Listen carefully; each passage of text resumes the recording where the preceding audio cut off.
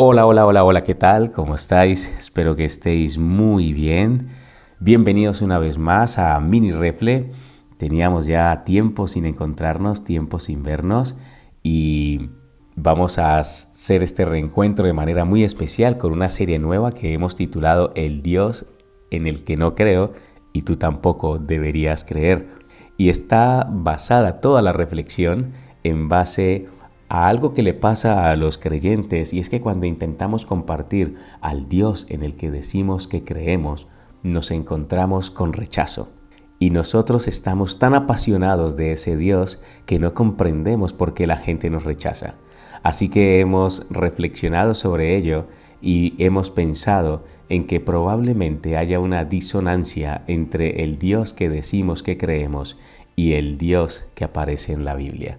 Por eso te damos una vez más la bienvenida y esta serie es tanto para creyentes como para no creyentes porque es una reflexión razonada, inteligente y vais a ver que vais a disfrutar. El capítulo 1 lo hemos titulado El Dios del que huyo y está basado en la lectura del libro de Éxodo capítulo 34 versículos 6 y 7 que dice así: Luego el Señor pasó delante de Moisés y proclamó, esto lo proclama el Señor, él mismo dice esto de él: el Señor, Dios misericordioso y clemente, lento para la ira y grande en misericordia y verdad, es misericordioso por 1000 generaciones, perdona la maldad, la rebelión y el pecado, pero de ningún modo declarará inocente al malvado. Visita la maldad de los padres en los hijos y en los hijos de los hijos hasta la tercera y cuarta generación.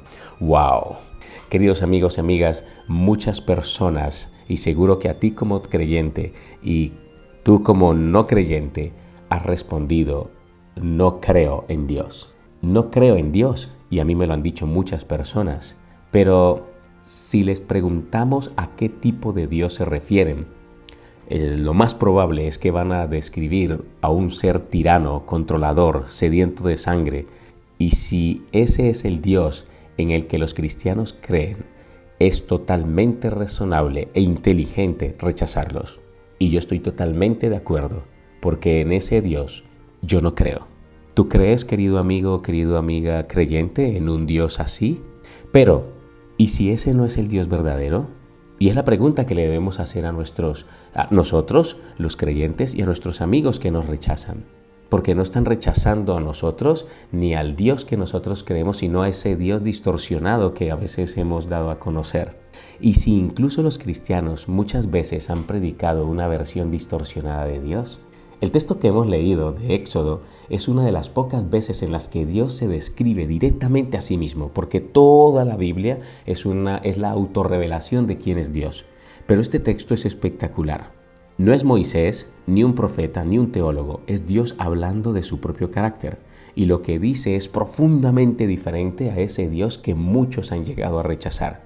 Dios se presenta como misericordioso, piadoso, lento para la ira, y eso quiere decir que su inclinación natural no es castigar, como se lo ha presentado. Si no crees, si no aceptas a Dios, Él te va a castigar, sino que su inclinación natural es perdonar.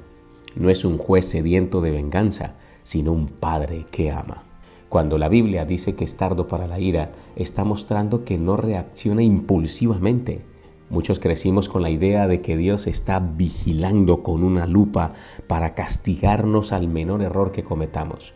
Pero Dios no es reactivo como los seres humanos, es paciente, profundamente compasivo. En el texto también dice que no tendrá por inocente al culpable. No significa que sea cruel, sino que es justo. Su justicia no es vengativa, sino que es restauradora.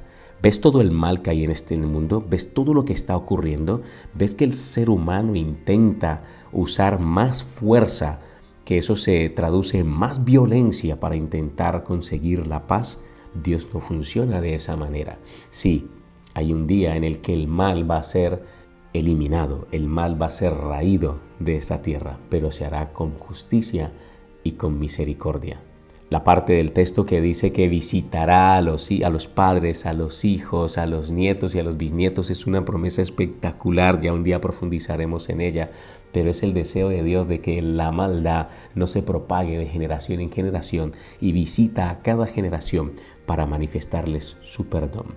En una ocasión, en un grupo de estudio, una dama manifestó su inquietud acerca del carácter de Dios. Ella sufría de unos dolores intensos en la espalda y nos preguntó si eso que estaba experimentando era fruto del castigo de Dios. Y le pregunté, ¿pero por qué piensas esto?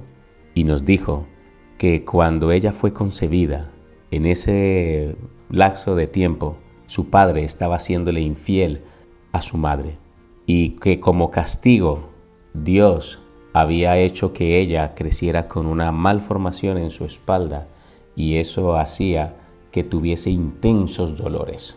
Pero le pregunté, ¿y de dónde traes esta historia?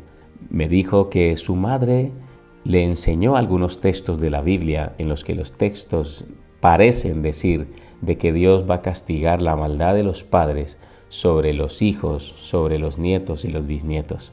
Y nos dijo que estaba muy preocupada porque probablemente lo más seguro era de que su pequeño hijo iba también a recibir el castigo y que todo el dolor que tenía encima era porque Dios la estaba castigando, cobrando el pecado que había cometido su padre en ella. Querido amigo, querida amiga, esto no es así.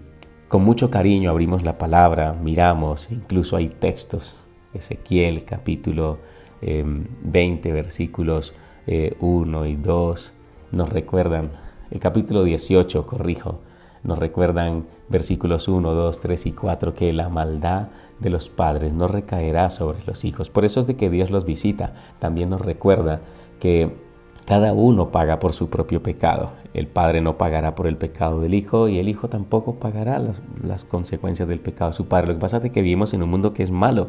Incluso sufrimos las consecuencias de los pecados que han cometido otros, pero no porque Dios nos esté castigando a nosotros. No funciona de esa manera. Imagínate que esta mujer, esta dama, estaba un poco inquieta e incómoda con ese Dios, pero ese no es el Dios de la Biblia. Se había utilizado la misma Biblia para dar a conocer a un Dios carente de misericordia, sediento de justicia. No, Dios no funciona de esa manera, querido amigo, querida amiga. Así que ella rechazaba en el fondo de su corazón a ese Dios. Pero ese día incluso cambié el tema del grupo en el de estudio y salió feliz porque dijo que ahora sí podía mostrarle a su pequeño hijo el Dios de la Biblia, el Dios de amor. Y así es la Biblia, queridos amigos. Muchos solo han escuchado interpretaciones distorsionadas, pero no han leído por sí mismo la carta de amor que es la palabra de Dios. Querido amigo que me escuchas, que estás escuchando esta mini refle hoy, esto, y si has decidido un día rechazar a Dios, tal vez lo hayas hecho de manera inteligente, porque has rechazado una versión falsa de Dios. Y yo te felicito por eso, porque en ese Dios tampoco creo. Y estoy seguro que todos los creyentes que estamos escuchando no creemos en ese Dios y nos declaramos ateos de ese Dios. Claro que debemos rechazar a un Dios cruel, arbitrario, lejano. El problema es que ese no es el Dios de la Biblia. Y a ti, querido creyente, ¿qué Dios estás presentando al mundo? ¿Qué Dios estás presentando a tus familiares, amigos? Si las personas se alejan de tu versión de Dios, piensa un poco, ¿será que esa versión es incorrecta? La Biblia dice que el amor de Dios es lo que lleva al arrepentimiento. Romanos capítulo 2, versículo 4. No el temor ni el castigo. Si has huido de Dios, te invito a redescubrirlo. No te pido que creas en el Dios que te mostraron, sino en el Dios que se ha revelado en la Biblia. Es paciente, justo, lleno de misericordia. Abre la palabra, léela con nuevos ojos y podrás encontrar a un Padre que está buscándote hace mucho tiempo y que no quiere que huyas más de Él porque Él quiere simplemente abrazarte. Y si eres creyente, haz un compromiso, redescubre a Dios para que presentemos al Dios de la Biblia y no a un Dios creado a nuestra imagen, a la imagen de nuestras heridas, sino al Dios que reveló Jesús en la cruz. ¿Te parece que oremos, nos despedimos y nos quedamos con esta tarea? Padre que estás en el cielo, quiero darte gracias por este inicio de esta serie. Gracias por las personas queridas que están ahí al otro lado y están deseosos, Señor, de poder anunciar a un Dios que la gente no rechace. Es verdad que hay personas que van a rechazar el amor de Dios, pero que no sea por presentar a un Dios que no es el Dios de la Biblia.